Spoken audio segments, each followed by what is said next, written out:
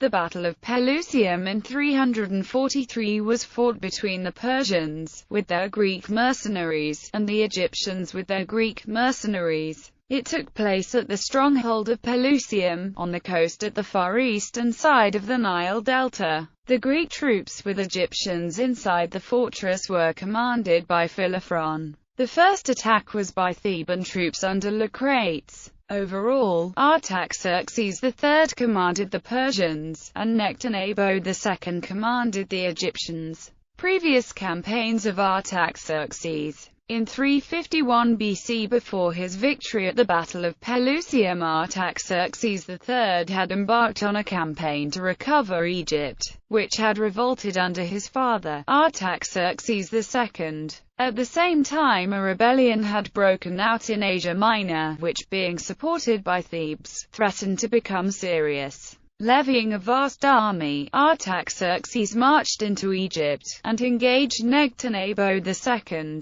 After a year of fighting the Egyptian pharaoh, Nectanebo inflicted a crushing defeat on the Persians with the support of mercenaries led by the Greek generals Diophantus and Lamius. Artaxerxes was compelled to retreat and postpone his plans to reconquer Egypt. Battle. In 343 BC, Artaxerxes, in addition to his 330,000 Persians, had now a force of 14,000 Greeks furnished by the Greek cities of Asia Minor, 4,000 under Mentor, consisting of the troops which he had brought to the aid of Tennis from Egypt, 3,000 sent by Argos, and 1,000 from Thebes. He divided these troops into 3 bodies, and placed at the head of each a Persian and a Greek. The Greek commanders were Leucrates of Thebes, Mentor of Rhodes, and Nicostratus of Argos, while the Persians were led by Rosses, Aristoxanes, and Bagoas, the chief of the eunuchs.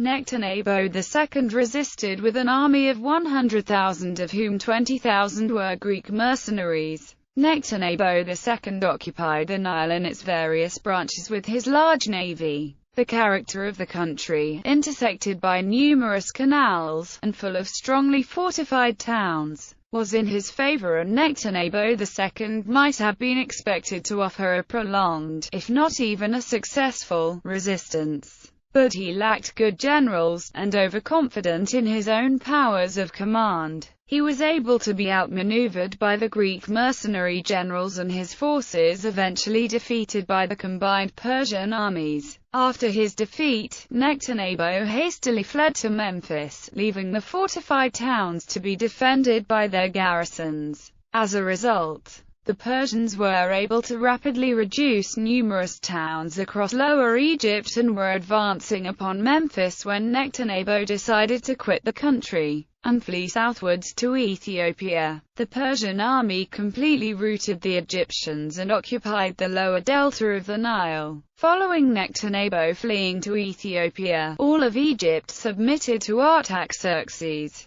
The Jews in Egypt were sent either to Babylon or to the south coast of the Caspian Sea, the same location that the Jews of Phoenicia had earlier been sent. After this victory over the Egyptians, Artaxerxes had the city walls destroyed, started a reign of terror, and set about looting all the temples. Persia gained a significant amount of wealth from this looting. Artaxerxes also raised high taxes and attempted to weaken Egypt enough that it could never revolt against Persia. For the 10 years that Persia controlled Egypt, believers in the native religion were persecuted and sacred books were stolen. Before he returned to Persia, he appointed Pherendes as satrap of Egypt. With the wealth gained from his reconquering Egypt, Artaxerxes was able to amply reward his mercenaries. He then returned to his capital, having successfully completed his invasion of Egypt.